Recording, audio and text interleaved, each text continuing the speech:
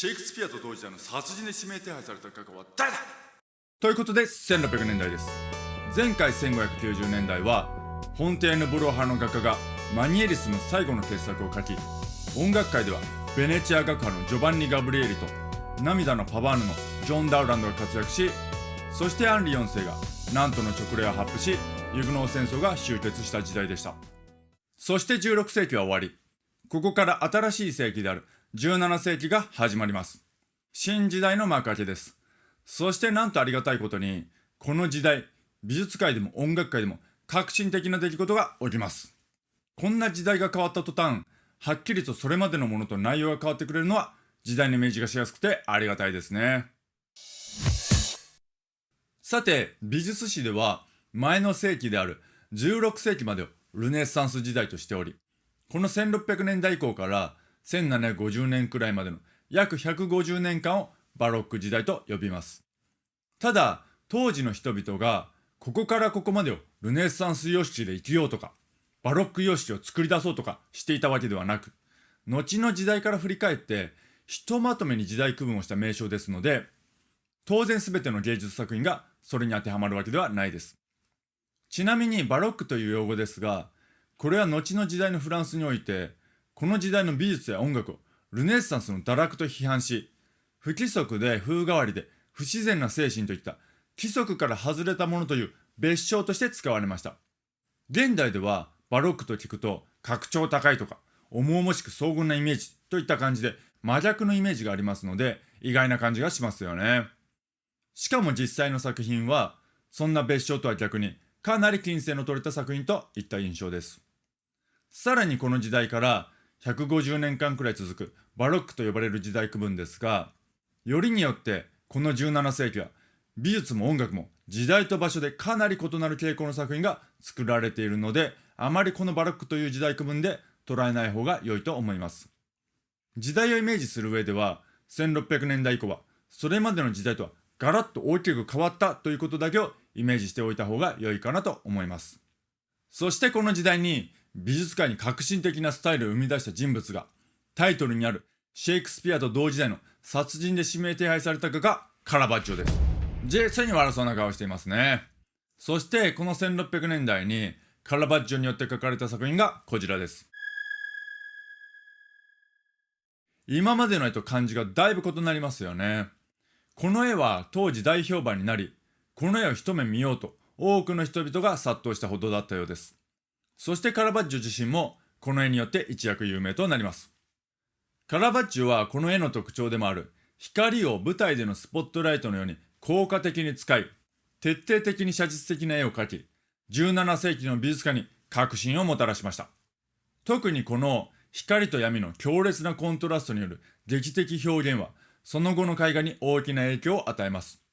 実際カラバッジョの影響はヨーロッパ中に広がり、その追随者はカラバジェスキと呼ばれるほどで、この後に登場する画家たちの多くがカラバッジョの影響を直接的間接的に受けているとされています。このようにカラバッジョはまさしく時代の変わり目において革新的な変化をもたらしたむちゃくちゃ重要で相当な影響力を持った画家です。そして1570年代あたり以降から衰退していたマニエリスムに代わって、このカラバッジョが登場したことによって新たな美術様式の時代が始まることになります。ちなみにこの絵は新約聖書の話で、右側にいるイエス・キリストが皆から嫌われる職業である徴税人のマタイを指し、私に従いなさいと言うと、マタイは使命に目覚めて立ち上がってイエスについていくという話です。なんだかよくわからないけど、突然使命に目覚めて回収しましたという話です。そしてこの絵の中の誰がその徴税人のマタイなのかというと、真ん中のひげを生やしたおじさんが自分っすかと言っているように見えるので、長い間この人がマタイと思われてきましたが、20世紀後半にもなってこの指は一番左のお金を勘定している若者を指しているのではないかと論争になり、現在ではこの若者がマタイだろうということで落ち着いたようです。ということはこのひげのおじさんはよりによってこいつっすかと言って驚いている瞬間が描かれているといった感じになりますかね。そしてカラバッジョはこの絵によって一躍有名になったことによりパトロンがつき、絵画制作の注文も多くなり、以降金銭に困らなくなります。ですがそれに伴うかのようにカラバッジョは剣としもべを従え、毎日のように飲み歩いては喧嘩をしたり、警官に暴言を吐いたり、さらには敵対する者に後ろから剣で打ちかかるなどして頻繁に事件を起こしては投獄されるなどの荒くれた生活を送りました。そもそもカラバッジョはこの絵で成功する前からミラノで役人を負傷させローマに逃げ込んだというくらい、もともと気質が荒すぎる人だったようです。そして果てはこの6年後の1606年にカラバッジョはいざこざから人を殺してしまい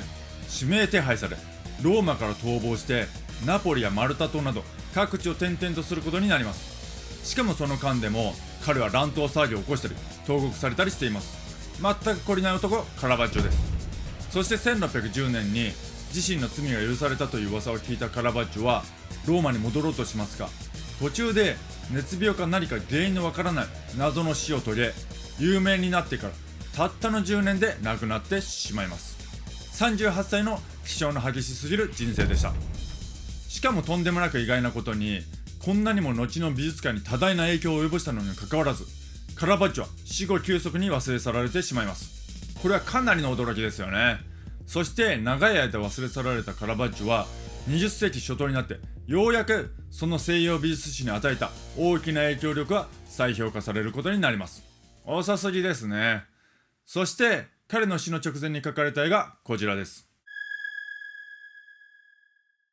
かなり強烈ですね。これは旧約聖書の話で1500年代に登場したミケランジェロのダビデ像で有名なダビデがまだ少年であった時、彼は身長約3メーターもあるというゴリアテと対決し、ゴリアテに向かって石を放ち、その石が見事ゴリアテの額に命中し、ゴリアテは倒れ、そしてダビデは倒れたゴリアテの剣を奪い、その剣でゴリアテの首をはねるという話です。そしてこの絵に描かれているゴリアテの頭部はカラバッジョ自身の自画像です。この人はやることが強烈すぎです。ちなみにこの作品は罪人の恩赦特権を持つ美術愛好家への贈り物にするつもりだったらしいです。カラバッジョの意図としては、ゴリアテの頭部を自身の自画像にするくらいかなり反省してるから無罪にしてくださいってことだと思います。次にもう一枚カラバッジョによる作品です。こちらもさらに載せられた生首はカラバッジョ自身の頭部です。これもカラバッジョが逃亡先のマルタで傷害事件を起こしたことに対して許しを請うためにマルタ騎士団長へ送った作品です。とりあえず首をはねられた自分の顔を描いておけば、こいつは大いに反省しておるなと思わせることができるんじゃないかという至って単純な考えだったようです。そしてこの絵の内容は1530年代に紹介した旧約聖書のユディトの話と似ているのですが、こちらは新約聖書の話で、領主のヘロデが兄弟の妻を自分の妻としたことに対して洗礼者ヨハネが非難したので、ヘロデは洗礼者ヨハネを投獄します。そして後にヘロデの誕生日の宴の時にヘロデの娘サロメが見事な踊りを披露したので、ヘロデが何でも望みのものを与えるとサロメに約束します。そこでサロメは母と相談し、以前に結婚を非難した洗礼者ヨハネの首を所望したので、望み通り洗礼者ヨハネは斬首され、皿の上に乗せられて運ばれてくるという話です。ユディトを描いた絵とサロメを描いた絵は非常に似ていますが、剣があるかないかが判断材料となります。こちらはカラバッジョが描いたユディトです。このようにユディトは自分自身でホロフェルネスの首をはねたので剣を持っている場面が描かれていますが、先ほどのサロメは自分で洗礼者ヨハネの首をはねていないので剣は持たず、大抵は皿の上に首が乗せられています。ちなみにこの時代のロンドンやパリやローマなどでは恐ろしい拷問による公開処刑が盛んで、人々の人気の娯楽でした。娯楽ってすごいですよね。現代では現実の処刑シーンの動画はおろか、ホラー映画すら見ない人も多くいるというのに、当時はわざわざ遠いところから駆けつけてお祭り騒ぎのことが歓声を上げて処刑シーンを喜んで見ていたとのことですから、その感覚はなかなか理解できないですよね。しかし歴史を振り返ると、多くの地域で似たような残虐行為が楽しまれていたようなので、むしろ現代の感覚の方が変わっていて、人間本来はそういうのを楽しむ傾向にあるのかもと思えてくるくらいです。そしてこのカラバッジョ自身も公開処刑で斬首された瞬間の人物を見て描いたので、このようなリアルな絵になったようです。とにかく恐ろしい時代ですね。そしてどちらの絵も老婆の理想美を排したシワだらけの顔なんかはそれまでの時代では描かれなかった表現です。それまでのルネッサンスの宗教画では、対象を理想的に描くのが伝統的な表現方法でしたが、カラバッジョはそれを否定し、このように対象を理想化することなく、人物の手話なども克明に描きました。そうしたカラバッジョの徹底した写実的な絵は賛否両論となりましたが、後の時代の画家たちは、むしろこうした徹底した写実的な技法よりも、対象闇の中から浮かび上がらせる光の劇的効果を取り入れていきます。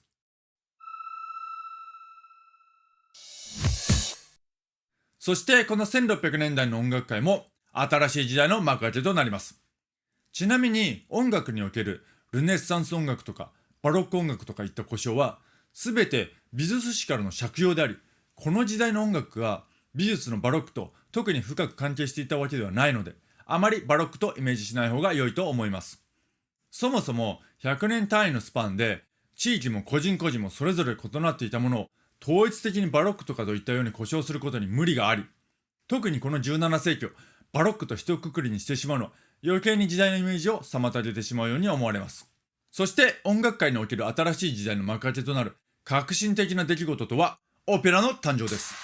オペラの始まりはイタリアのフィレンチェでカメラータなるサークルが紀元前400年頃の古代ギリシャで行われていた演劇を歌うようなセリフを用いて劇を進める音楽による劇としてルネッサンスさながら復興させようとしたことから始まったとされています。ただし当然映像も何も残っていない古代ギリシャの演劇がどんなものだったかわからないので、おそらくこんな感じだったのだろうと想像しながら研究が進められたとのことです。そうして誕生したのがそれまでにはなかったオペラという新しい音楽様式です。オペラにおいてはそれまでの音楽の中心的な様式であった多くの歌のパートが重なり合って歌詞が不明瞭になりがちな多声音楽は不向きであったため、歌詞が聞き取れ自由に感情表現ができる革新的なモノディという伴奏の上で歌が自由にメロディを奏でるスタイルが確立されました。そのモノディ様式の代表的作曲家がカッチーニです。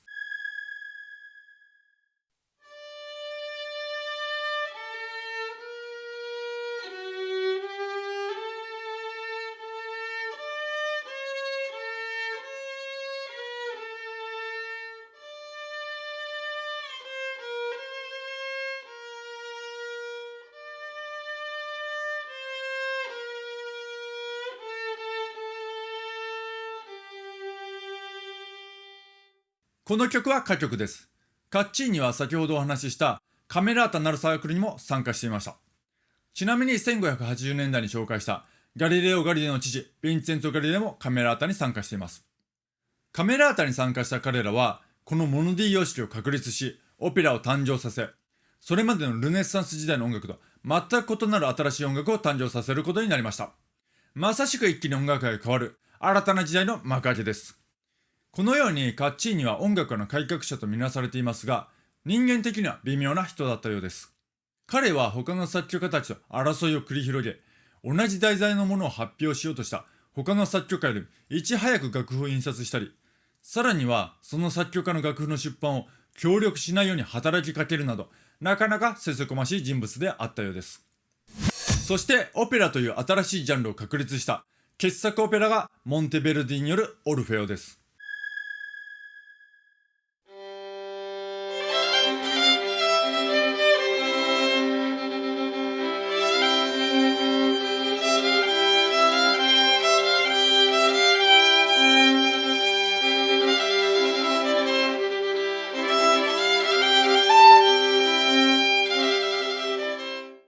それまでの音楽とはだいぶ違い、一気に音楽そのものが変わった感じです。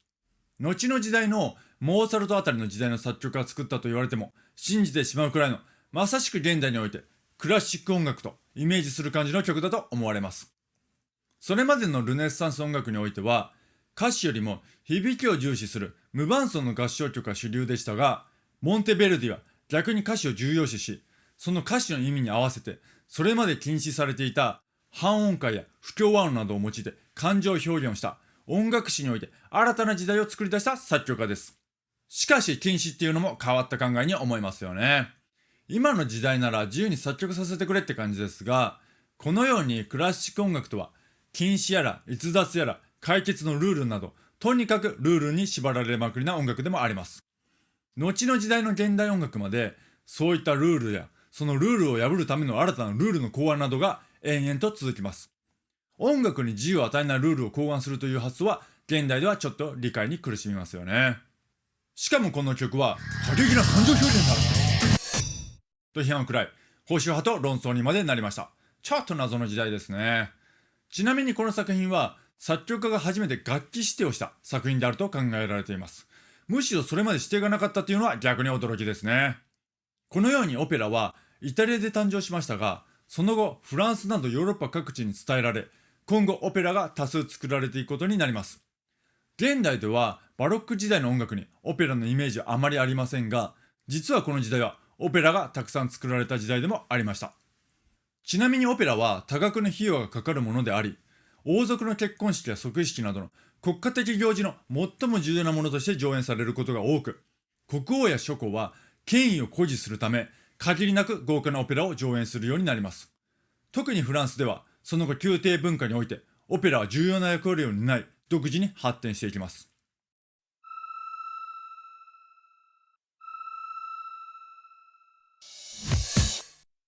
さて、この1600年代には、1560年代から続いていたオランダ独立戦争の休戦条約が結ばれます。オランダは後の時代において国際的に正式に独立が認められますが、この休戦条約によって事実上スペインから独立を果たすことになります。その背景には1580年代に起きたアルマダの海戦でのスペインの無敵艦隊の壊滅や、長期間に及ぶ戦争によるスペインの財政破綻といった影響がありました。ちなみにこの時代に一旦休戦条約が結ばれるものの、1620年代からまたオランダ独立戦争は再開されます。そして1580年にスペインがポルトガルを併合しましたが、1602年に設立されたオランダの貿易会社である東インド会社は、この時代に手薄になったポルトガルの海外領土を襲撃し、海賊雇用を行い、力を増していきます。そうしてこの時代以降、オランダは海上覇権を握り、ヨーロッパ一の覇権国家となっていきます。オランダがヨーロッパ一の覇権国家となったというのは、今のオランダからはかなりイメージしにくいですよね。ちなみにネーデルラント南部はスペイン領ネーデルラントとして残り、以降フランドルと総称され、かなり後の時代である1830年にベルギーとして独立を果たします。さてこのようにいろいろと革新的な出来事が起き、時代が大きく変わってきましたが、キリスト教会は相変わらずのままです。この時代にジョルダンノ・ブルーノが1540年代に登場したコペルニクスの地動説を擁護し、さらにそれまで有限であると考えられていた宇宙は無限であると主張しました。するとジョルダンノ・ブルーノは早速宗教裁判にかけられ、それ以上喋れないに下風をはめられ、裸のまま逆さずりにされ、最後は火あぶりの刑で1600年に殺されました。やばいですね。このように当時は真実を言うと殺される時代でした。一体何考えてるんでしょうかね。しかし当時はこのように都合の悪いことは力でねじ伏せるという、現在では考えられないような強引な力技と子供じみた必死さで支配していた時代であったという印象を受けますが、現代社会においてもまだまだそういった傾向は残っていますので、そういった面における人間社会はあまり進歩していないのかもしれないですね。ちなみにジョルダンノ・ブルーノは異端と判決を下されても決して自分の説を撤回せず、自分よりも判決を下すあなた方の方が真理の前で恐怖で震えてるじゃないかと言ったそうです。かっこいいですね。そしてこの新時代の幕開けである1600年代にかのシェイクスピアが活躍していました。このようにハムレット、オセロ、マクベスと一気に立て続けに名作を生み出しているのがすごいですが、意外にもこの時のシェイクスピアは晩年でした。ちなみにシェイクスピアは劇中に使われる音楽の使用法に長けていて、どの箇所でどのような音楽を使うか細かな指示を台本に書いていたようです。さらにこの時代にはセルバンテスによるドン・キホーテも出版されました。シェイクスピアと同時代というのは結構意外ですね。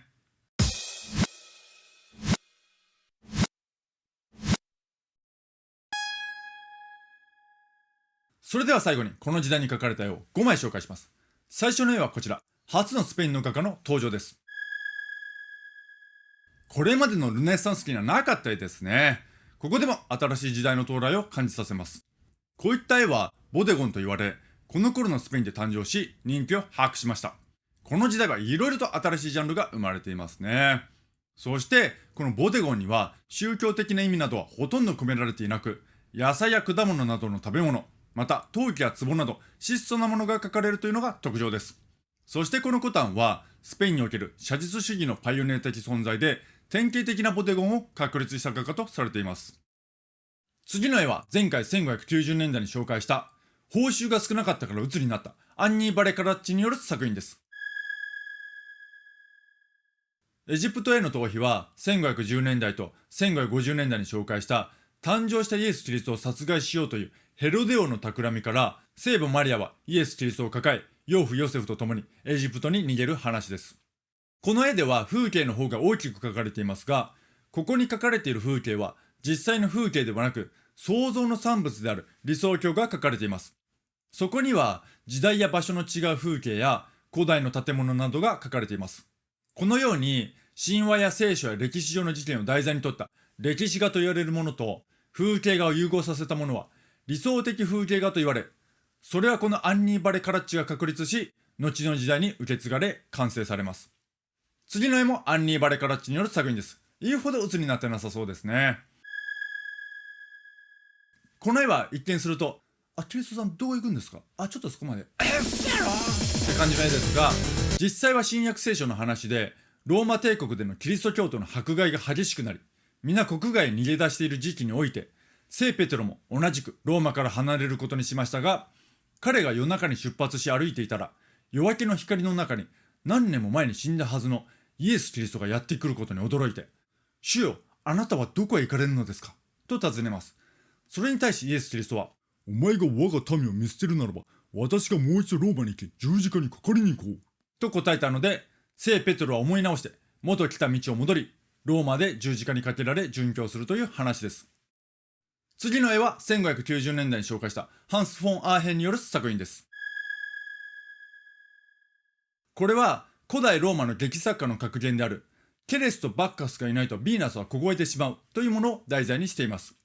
ケレスというのは豊穣の女神で、穀物の収穫を司り、バッカスはワインの神、そしてヴィーナスは愛の女神です。ですので、愛も食べ物とワインがなければ凍えてしまうという意味で、何はともあれ食べ物必須ということです。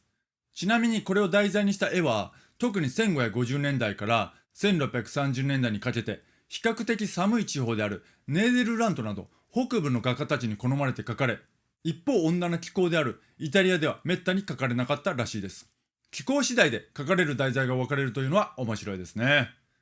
最後の絵はこちらです。これは1550年代に紹介したギリシャ神話の話で、犬を引き連れ狩りをしていたアクタイオンが間違ってディアナとその妊婦たちの水浴しているところを見てしまい、アクタイオンは怒ったディアナによって姿を鹿に変えられ、彼の犬に食い殺されるという話ですが、ここでは魔法にかけられ、すでにアクタイオンの頭から鹿の角が生えてきています。そしてすでに彼の犬もアクタイオンに襲いかかろうとしています。その目の前にいるのが月の女神ディアナで、アトリビュートとして三日月の髪飾りをつけています。アクタイオンはあっち行けって言われているのにかかわらず、いや向こうにいる偉い人からこたつ手を頼まれたから来たんですみたいな感じの嘘の言い訳をしてしつこく食い下がっている感じです。というかたまたま見てしまったというよりは、意図してかなり至近距離まで見に来た感じがしますね。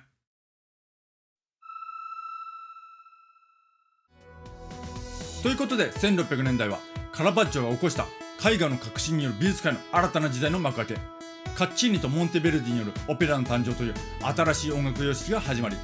そしてオランダ独立戦争の休戦条約によってオランダがスペインから事実上の独立を果たし、さらにシェイクスピアによる名作の数々とセルバンテスによるドン・キホーテが出版された時代でした。まさしく新時代の幕開けにふさわしい時代ですね。しかし一方ではジョルダンのブルーノが地動説を擁護したことで処刑されるという、未だキリスト教による顔面な支配が続いている時代でもありました。